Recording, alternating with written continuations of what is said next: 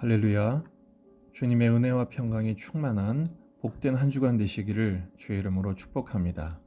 오늘 말씀은 사무엘상 9장 1절에서 10절입니다.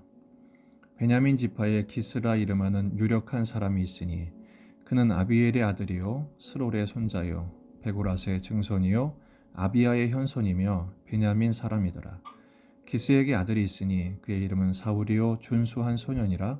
이스라엘 자손 중에 그보다 더 준수한 자가 없고 키는 모든 백성보다 어깨 위만큼 더 컸더라.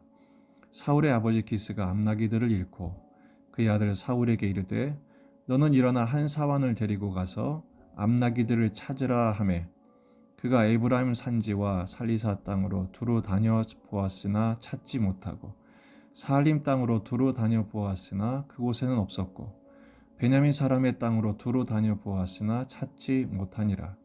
그들이 숲 땅에 이른 때에 사울이 함께 가던 사환에게 이르되 돌아가자. 내 아버지께서 암나기 생각은 고사하고 우리를 위하여 걱정하실까 두려워하노라 하니 그가 대답하되 보소서 이 성읍에 하나님의 사람이 있는데 존경을 받는 사람이라. 그가 말한 것은 반드시 다 응하나니 그리로 가사이다.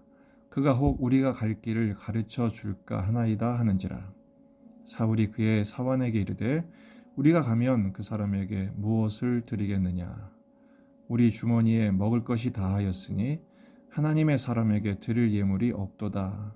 무엇이 있느냐 하니 사울이 사울에게 다시 대답하여 이르되 보소서 내 손에 은 한 세겔의 4분의 1이 있으니 하나님의 사람에게 드려 우리 길을 가르쳐 달라 하겠나이다 하더라. 옛적 이스라엘의 사람이 하나님께 가서 물으려 하면 말하기를 선견자에게로 가자 하였으니 지금 선지자라 하는 자를 옛적에는 선견자라 일컬었더라. 사울이 그의 사원에게 이르되 내 말이 옳다 가자 하고 그들이 하나님의 사람이 있는 성읍으로 가니라. 아멘. 본문에 계시된 주님은 어떤 분이신가? 첫 번째 왕을 세우시는 분이십니다. 이스라엘 장로들이 요구했던 인간 왕, 그 첫 번째 왕을 오늘 말씀을 통해서 소개하고 계시죠. 그는 바로 사울이었습니다. 이 사울이 어떻게 주의 부르심을 받는지를 오늘 소개하고 있죠. 3절 말씀을 보면 사울을 부르시는 그 첫 장면이 상실로 시작합니다.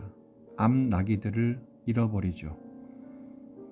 사무엘상의 시작은 한나의 부림으로 시작하지 않았습니까?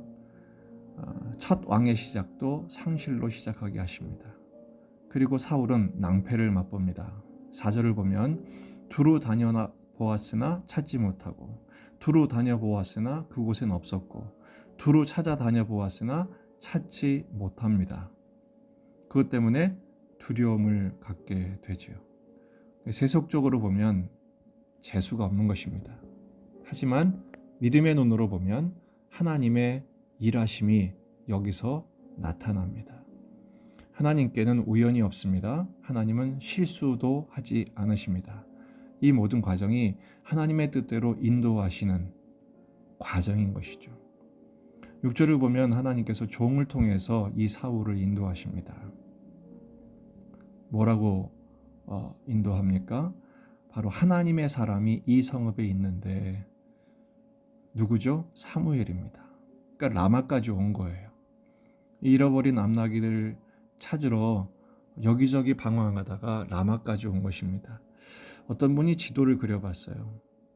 찾아 돌아다녔던 거리가 한 40km쯤 되는 굉장히 먼 거리였는데 결국은 그 상실과 낭패의 연속 속에 하나님의 사람이 있는 성읍까지 도달하게 하신 것입니다. 그때 사울이 미처 알지 못했던 것을 그의 종 사환을 통해서 깨닫게 합니다. 바로 하나님의 사람이 계신데 그분께 가서 물어봅시다. 그 비용 내가 내겠습니다. 그런 것이죠.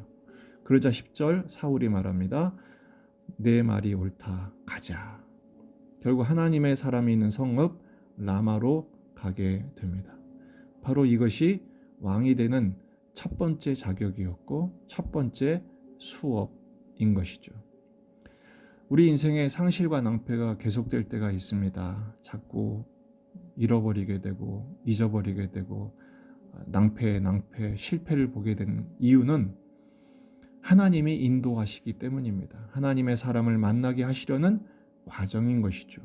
이 사울이 실패와 낭패의 연속 속에서 결국 하나님을 만나게 되고 하나님의 소명 앞에 서게 되지 않습니까? 오늘 1절에서 보면 이 사울은 유력한 사람의 아들이었습니다. 이런 상실과 낭패가 없었다면 라마까지 올 일은 전혀 없는 것이죠. 마태복음 10장 29절 이하의 말씀, 참새 2마리가 한 아사리온에 팔리지 않느냐. 그러나 너희 아버지께서 허락하지 아니하시면 그 하나도 땅에 떨어지지 아니하느니라. 너희에게는 머리털까지 다 세신받으었나니 두려워하지 말라. 너희는 많은 참새보다 귀하니라. 세상에 우연은 없습니다. 하나님의 뜻하신 필연만 있을 뿐입니다. 오늘의 인도하심도 마찬가지입니다. 오늘 말씀을 적용해 보겠습니다. 우리의 상실과 낭패의 순간, 지금 그 과정에 있든 앞으로 다가오든 우리는 어떻게 대처해야 할까요? 첫째, 하나님께 구해야 합니다. 이 사환이 사울을 하나님의 사람으로 만나도록 인도한 것처럼 지금 오늘의 상황은 하나님의 말씀을 만나는 기회로 인도하고 계심을 믿으시기 바랍니다. 낙심 좌절하지 말고 엎드려 기도부터 시작하는 것이죠. 베드로전서 5장 7절 너희 염려를 다 주께 맡기라. 이는 그가 너희를 돌보심이라. 할렐루야. 주님께 맡기고 주님께 구하십시다. 주님이 돌보시고 주님이 말씀해 주실 것입니다. 그럼 구체적으로 어떻게 말씀하시는가? 성령님께서 말씀하십니다. 요한복음 16장 13절 그러나 진리의 성령이 오시면 그가 너희를 모든 진리 가운데로 인도하시리니 그가 스스로 말하지 않고 오직 들은 것을 말하며 장래 일을 너희에게 알리시리라. 성령님께서 우리의 가정교사가 되어서 우리를 지도해 주실 것입니다. 말씀으로 인도해 주실 것입니다. 더 나아가 영적인 스승, 하나님께서 말씀을 맡긴 목양자에게 묻고 구하는 것도 방법입니다. 디모데전서 5장 17절 잘 다스리는 장로들은 배나 존경할 자로 알되 말씀과 가르침에 수고하는 이들에게는 더욱 그리할 것이니라. 그동안 내가 알고 있었던 방식, 내가 의지했던 모든 언덕을 떠나야 창파의 배를 띄울 수가 있습니다. 하나님의 새로운 인도하심의 그 길을 걸어갈 수 있는 용기를 말씀을 통해서 얻게 될 것입니다. 우리에겐 믿음이 있습니다. 주님이 인도하시리란 믿음이죠. 로마서 8장 28절 우리가 알거니와 하나님을 사랑하는 자 곧 그의 뜻대로 부르심을 입은 자들에게는 모든 것이 합력하여 선을 이루느니라. 아멘. 오늘도 그 하나님의 합력하여 선을 이루시는 인도하심의 과정 중에 한 과정이 될 것입니다.